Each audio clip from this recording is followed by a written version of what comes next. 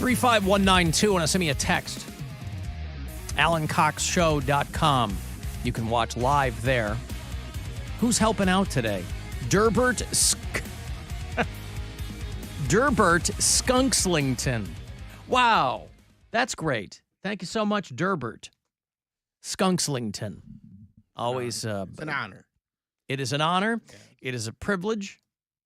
If you listen to us on iHeartRadio, tell me where you are if you do that, and I mean by out of state, where all of our bureau chiefs reside. Dave listens in Rogersville, Alabama. Rob's in Clarksville, Tennessee. Nick and Cora listen in Golden Valley, Arizona.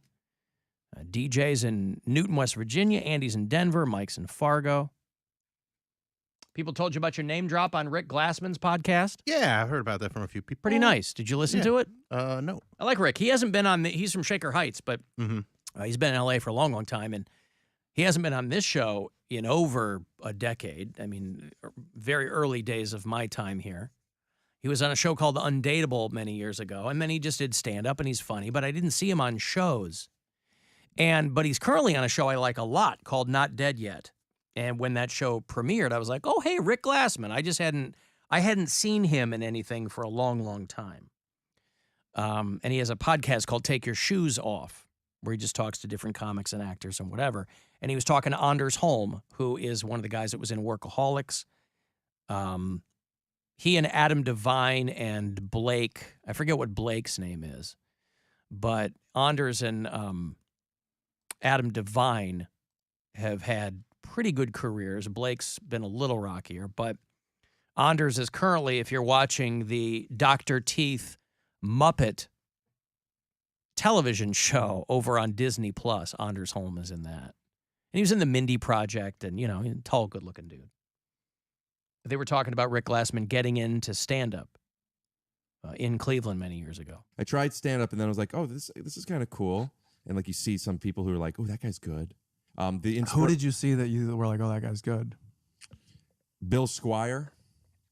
Hey, He's a Cleveland comic. Okay, cool. I remember when I saw him, I was like, he was talking to me, and I mean, we're friendly now. I don't know him that well, but does he go by Billy Squire? I don't think so. Just Bill. Yeah. Sorry. Do you know Billy Squire from Cleveland, who's a comic? Because then, yes, maybe. I just feel like Billy Squire is a name I've heard, but go ahead. I'm sorry. I just remember when I felt like, oh, this is so cool that you're talking to me. It felt like he was a senior and I was a freshman type of thing. I don't think it registered with him what the Billy Squire thing was. He's like, I don't think he goes by Billy Squire. Yeah, I don't think.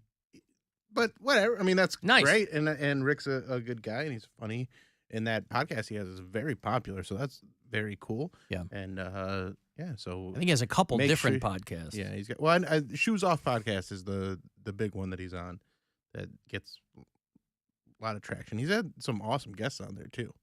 I'll catch little clips from time to time on his social media and then on YouTube and stuff. So thank you, Rick. Appreciate it. If you're in town. Do you remember him? Do you remember him coming through and you're like, well, oh, when here's he some first new started. Because that was after Undateable, he said. Well, I think he kind of got his timeline a little mixed up there. Oh. Because he started doing comedy, he tried doing some stand-up at the Cleveland Improv. And this is pretty funny because I was really new at this time too. But I was like 4 or 5 years in maybe. And he started coming around and doing some stuff. And I was just nice to him. And I thought he was funny. And I think he had a lot of potential. But he was very absurd on stage. And that wasn't what the comedy club manager at the Improv liked at all. Right. He wanted more straight ahead stuff. Yeah. I appreciated the absurdity of Rick's style. I thought it was creative and silly, and I enjoyed it a lot. So I was just, and I was just nice to people. I'm always nice to people. There's a lot of people that are real gatekeepy in show business, and that's not my role. I like to give people a chance. I like to, because there's going to be enough people that tell you you're terrible and try and push you down. I don't need to be that person for anybody. Well, you also never know, just from a showbiz perspective, you never know who's going to blow up. Or who's going to be a shooter. Right. So it's good to be nice to everyone. Just be nice to people. Yeah. Right. You don't have to tell him every negative thought that crosses the transom of your mind all the time. Well, that's how a lot of people think. That's what keeping it real is to some people, is just being a dick and just telling people, oh, this is terrible. And then they wonder why nobody likes them or is friends with them. Well, for some people, that whatever. is keeping it real. I mean, that is really what they are. But Right, but then there's you're either consequences to that too. But listen, there's enough people in this life that are going to do that I don't need to be a person that is trying to tell people, especially when they're starting out doing comedy, that they're bad at it. There's just no, everybody's bad at it at first. Even if you're kind of good at it, you're still pretty bad at it. Yep. So it doesn't benefit anyone from my point of view, I don't think there's any point of just being a jerk to those people or acting like they're, everybody's got to start somewhere. So why not be kind to them? And also, a lot of them get better. A lot of them do get better. A lot of them get real and get really funny. Go. Yeah. Well, and that's probably why he remembered you. Well, You were a nice guy to him. And he is a funny dude. And he's, like I said, he's very absurd with his humor, and it comes through great on his podcast. Yeah.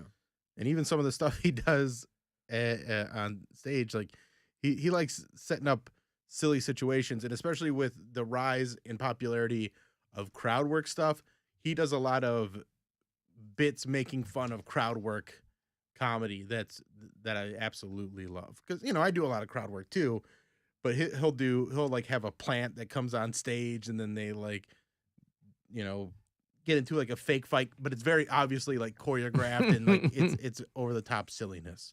A planted person. He's not fighting with a plant on stage. He might do that would be at absurd. some point too. That's really absurd. Yeah. If he's duking it out with a ficus. So yeah, appreciate the shout out, Rick. Thank you. Well, they're giving him more to do on that show. I think they just finished their first season of Not Dead Yet. It's him. It's Hannah Simone, who's crazy hot. And it's Gina Rodriguez is the lead. She was on a show called Jane the Virgin many years ago, and she's been in a handful of movies. She was in, one of my favorite movies that nobody saw with Natalie Portman. What was it? The Alex Garland movie where they're trying to figure out the animals and the plants. Annihilation. Oh. She was in that. Anyway. I do love Hannah Simone. The show is called Not Dead Yet, and Rick Glassman is in it. And it's very funny. I like it. There are a handful of traditional sitcoms that are on networks right now that are very entertaining. Ghosts is on CBS. I watched some Ghosts. Yeah. I like Ghosts. That was a British show that they adapted here, but it's very funny. And it's a huge hit for CBS. I think Not Dead Yet is a big hit for ABC. There's just a handful of sitcoms that are well cast and well written. And if you listen on iHeartRadio, you can always leave us messages there too. Just get random talkback messages coming through. This is Gator Bob from Redford, Michigan. You have the best looking face on the radio. I've seen it on my phone. Love you. Bye. How you like that, Poundcake? I like it. Supposed to say bye. He didn't nail it, but bye. Redford, Michigan. All right.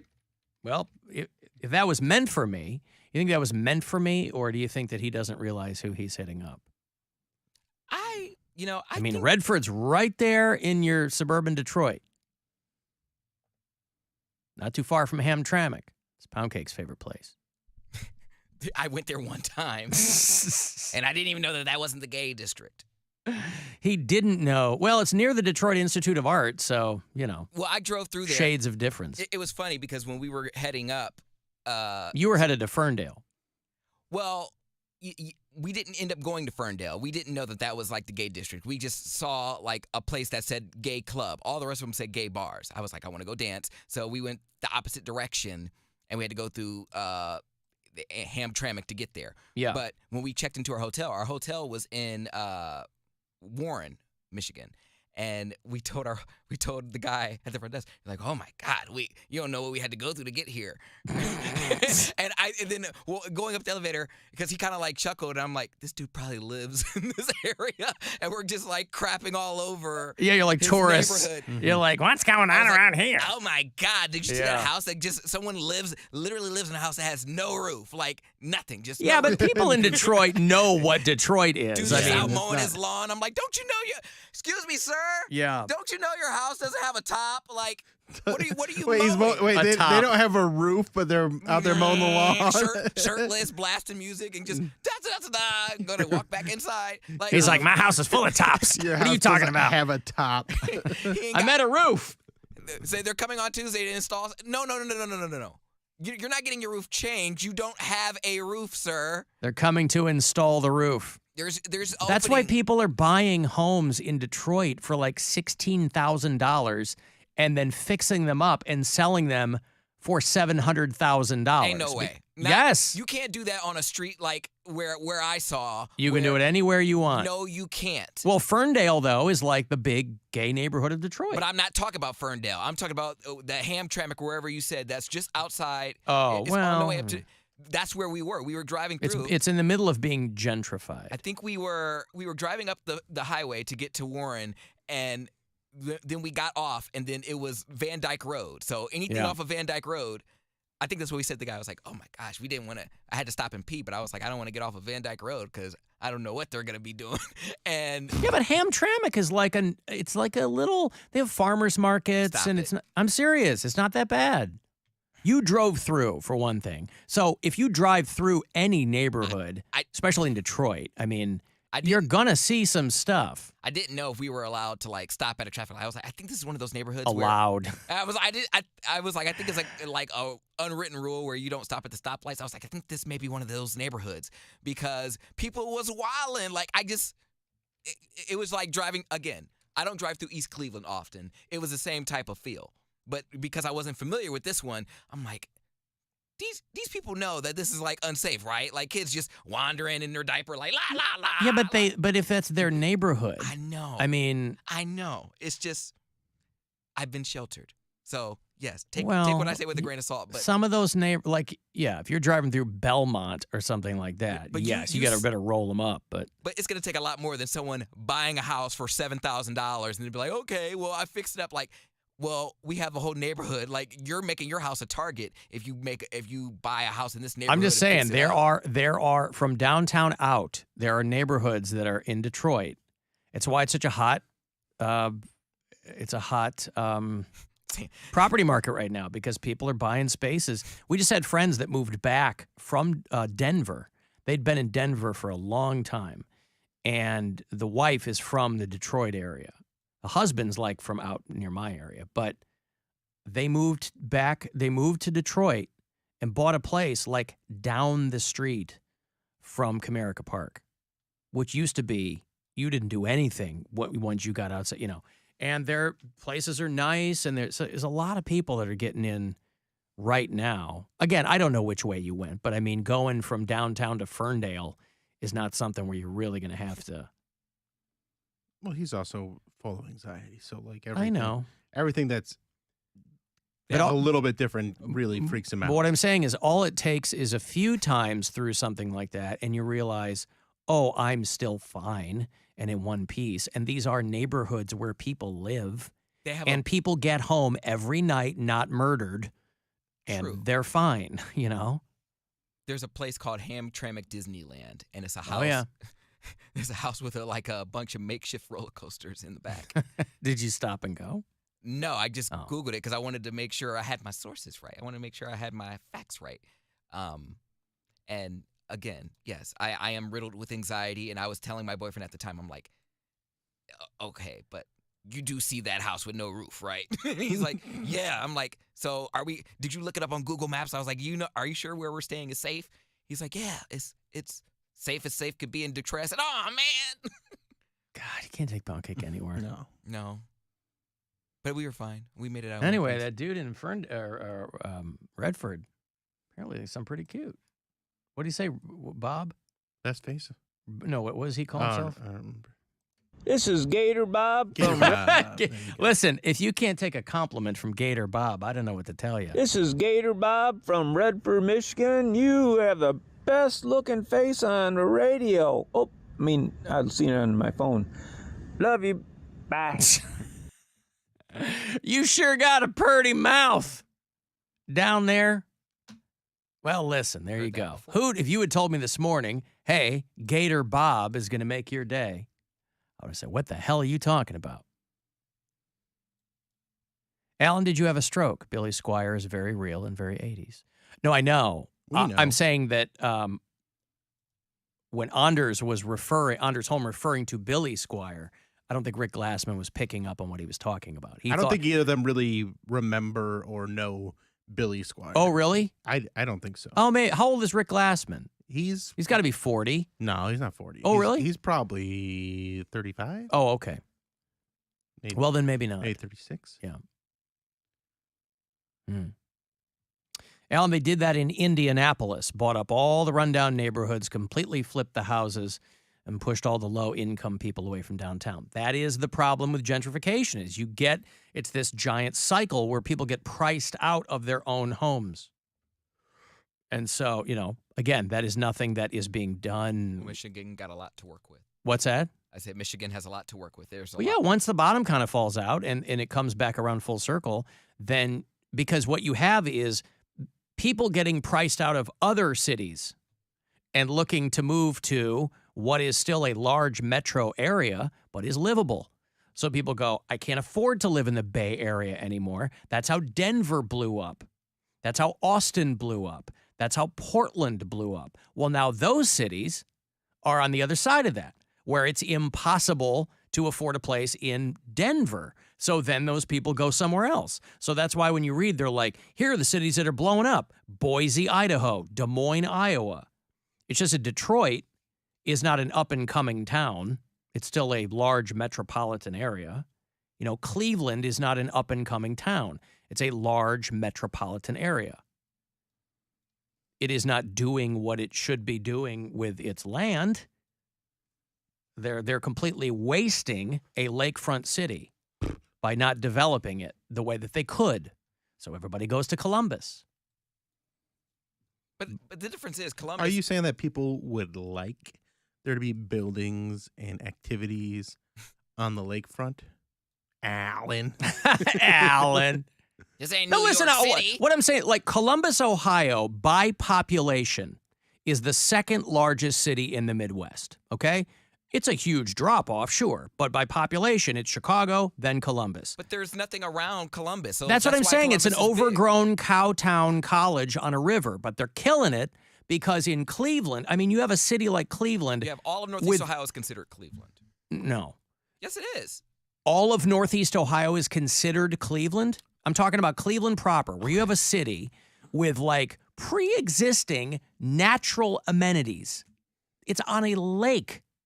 You don't a have great to, lake. a great Not lake. A good you know? lake. It's like a great lake. Something that's screaming for redevelopment. And whoever's been running the area have not capitalized on all of these advantages that Cleveland has. So downtown Cleveland is in a doom loop. You might have seen articles on cities with doom loops, which is like they're not coming back, and then the commercial office market falls through, because Cleveland has allowed the waterfront to not be developed where it could be. You could have, when I first moved here, I couldn't believe how little they do with the waterfront. And it's not walkable. There aren't like restaurants. I know they're talking about Plow and Burke, but that'll get. They've been talking about that for That's like what I'm. 25 years. That's what I'm saying. That's why when they plowed Meigs Field in Chicago, they just did it overnight. Like the mayor just decided to do it, and it pissed a lot of people off. But they developed that whole area. And so for a city like Cleveland or Pitt, any of these like kind of cities that for decades and decades were heavy industry cities and are kind of coming back from that, where the water's better, so they're just, it's so unbelievably underdeveloped on the lakefront. That's why everybody creams their jeans over Columbus. But I don't know. I mean, I don't. I mean, I understand what the fuss is about just because, like, it's the alternative Cleveland, but I feel like everyone who was in Columbus was in Cleveland first, and then they're like, oh, well, we'll try something different. But there's also a lot of people who go to college there and stay there because there are a lot of opportunities to work in places after college. But if you blow it there, there's nowhere else around. Like Cleveland, you have Akron. You can go, like, there's places around here. Well, here's a radical idea. Maybe leave Ohio. Some people don't want to. Well, you wouldn't leave Chicago if you didn't have to. That's a little different. It's not. Leaving Columbus is a little different than leaving Chicago. You said leave Ohio. Okay, but I'm also not from here. Okay, they may right. not. We don't want to leave. If I hadn't needed to leave Chicago, you're right. I never would have. But leaving is like uprooting and moving to a different state is very expensive and very difficult to do. And some people want to stay close to and their people family. don't have the money to do that. I understand. I'm just saying things might be more expensive now, but like this is a very nomadic career. I've moved a million times, and for what the business pays you early on, it's always expensive to move, to pack all your crap and move somewhere else. And some people don't want to do it. Mm-hmm. And I understand that. But then when they complain about spinning their wheels, you're like, well, I don't know what to tell you. It's not always easy. It's usually hard. Are we talking about just radio? But I Anybody, think we're talking anybody that's in an industry is where you're going to move around, or you choose a job that's going to move you around, or just move, changing your situation. I wasn't specifically talking about that. I'm just talking about, people trying to change your situation is difficult in any situation. I think. I'm just thinking of it like Cleveland is a greater metropolitan area. Like you have Cleveland and all of Northeast Ohio, like all the way up until like Ashtabula. They're familiar with Cleveland. They can come into Cleveland for work. Some of them do. Columbus, you either work in Columbus or you're in some cow town outside. But that suburban area of Columbus is gigantic too. It is. Not as big as Northeast Ohio though. But the reason that Columbus is considered a bigger area is because they annexed their suburbs into one giant pool of revenue and growth and whatever, and Cleveland somehow just can't get their heads around that. So you have all the suburban municipalities around Cleveland proper. They're like, no, we want to do our own thing, which I guess is fine for them, but for the region, it's not as successful as what Columbus did. So they're like, let's just make it one giant, massive area, and then we'll bring industry, and we'll bring all this, and we'll bring, and that's how they've leapfrogged. That's how Columbus has gotten to be the darling of Ohio. My point is just that they're still on a river. That's the best thing. We're on a lake. This is a lakefront city, and great lake, and there aren't a ton of those in this. There aren't a ton of